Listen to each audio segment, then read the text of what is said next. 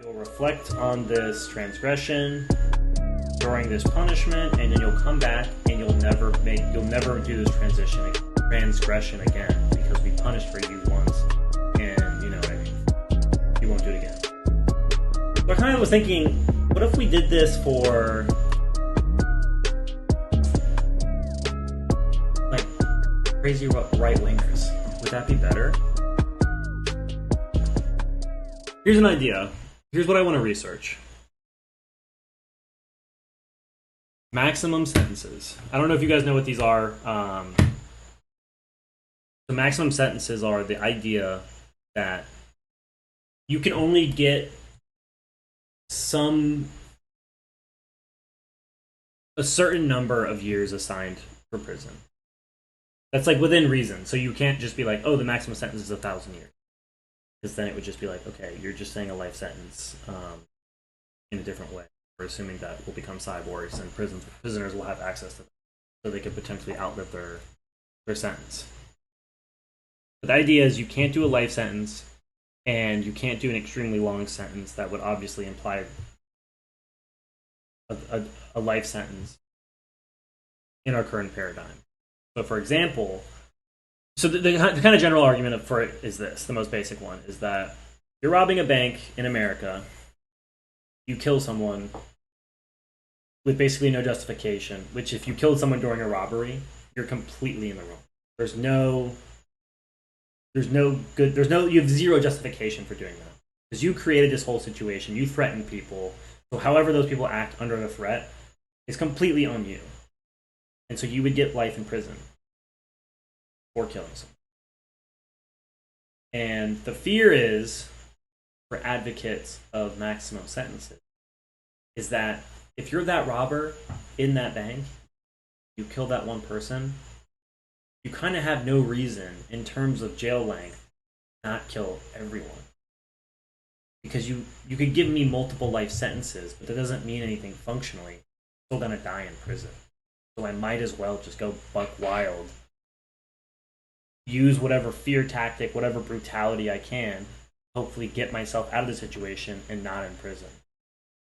Whereas if we had maximum sentences, and let's say you get 20 years per murder or something like that, then, and you ended up killing someone in a robbery, you might be thinking, killed one person, I really need to not kill another.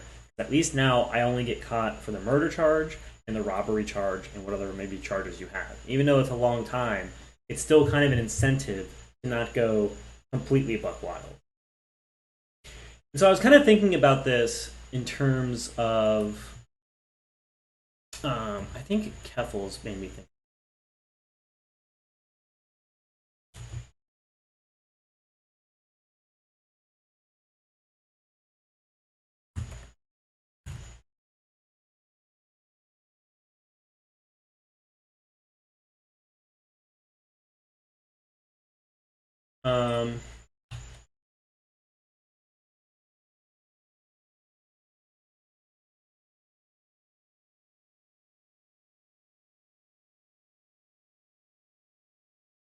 So Keffel's got banned. I don't really care about that. I don't know why I'm bringing it. But she got banned, and it's not that important, but it kind of just got me thinking about the point of a ban. Ostensibly, Keffel's got banned. So she got banned for on Twitch. She got banned on Twitch. Sorry, I might be making it sound like she got banned on Twitter. Got banned on Twitch for making a thumbnail for her stream that included slurs, curse words, bad words. So, I think the understanding of why Twitch does this is that you know the rules, you broke the rules, and so this is your punishment. You have a 30-day ban. You can't stream for 30 days on Twitch. I think she can stream on YouTube. And so I think the hope is, from Twitch's perspective, or what it should be, is that you'll reflect on this transgression during this punishment, and then you'll come back and you'll never do this transgression again, because we punished for you once, and you know what I mean. he won't do it again. So I kind of was thinking, what if we did this for like crazy right wingers? Would that be better? Because I think, and my idea here is Nick Fuentes.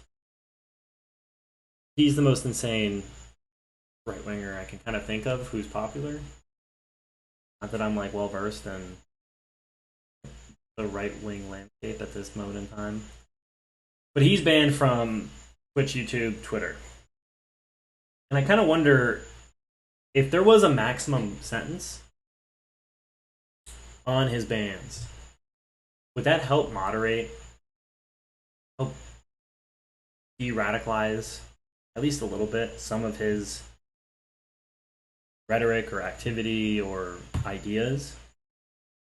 Because the rules would still stay the same. Like, you can't go on here and just be actively racist. You can't go on here and be actively homophobic. You can't go on here, whatever. The stuff I think we all agree is not good.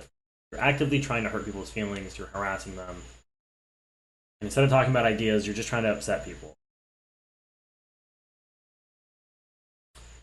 And so Twitch, YouTube, and Twitter are definitely great platforms for any content creator, any media person to have access to. They're the biggest platform. And so I wonder if he was able to get back on, like, let's say the maximum sentence for a ban was 30 days. And he might do this. He might come back on 30 days because he said the N-word. He comes back on 1 second in off his ban. He says the N-word again, and he's gone again. Maybe that would be okay. But I even think, and people might be thinking like, oh, this is giving him a chance to even do more horrible stuff. But then I don't really think so, because if you were banned once, I think the bots, in terms of moderating, would have a very easy time, because they would just be like, hey, this person's been banned before, and he's coming off a ban, so let's just, let's have a team of bots that just kind of watch these guys, because they're liable to say some wild stuff. So, he tweets something, 1 second into that, the bot parses through the text of that message, and then it's like, okay, banned again. That was easy. And so I would hope there would be a strong enough incentive for someone like Nick Fuentes or some whatever crazy right winger would say, okay, I'm going to try to dial it back. I'm not going to be too crazy. I'm going to try to gauge within the TOS of Twitter on this website, and so I can maintain my good standing and not be banned again. And then I think this would really justify out of platform, or what's the word? Off platform bans. Because then you could get banned for something off platform, which Nick Fuentes probably ultimately would. And this is why it might even help clean up in those areas. And also I would hope YouTube, Twitter, Twitch would all kind of collaborate in terms of wild activity. So if someone were to do something crazy on Cozy, which is Nick Fuentes' thing, they would be like, you're banned from all. So then he would clean up his act there, so he can maintain his good standing on YouTube and Twitch and Twitter. But I don't really know how this would actually pan out in real life. It's just kind of what I would hope.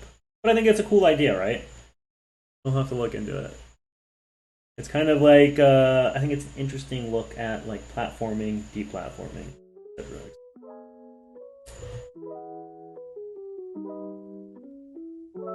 Like limited deep. I don't know.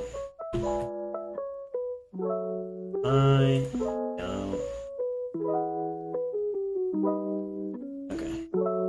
Well, that's all I have. Love y'all. Geek.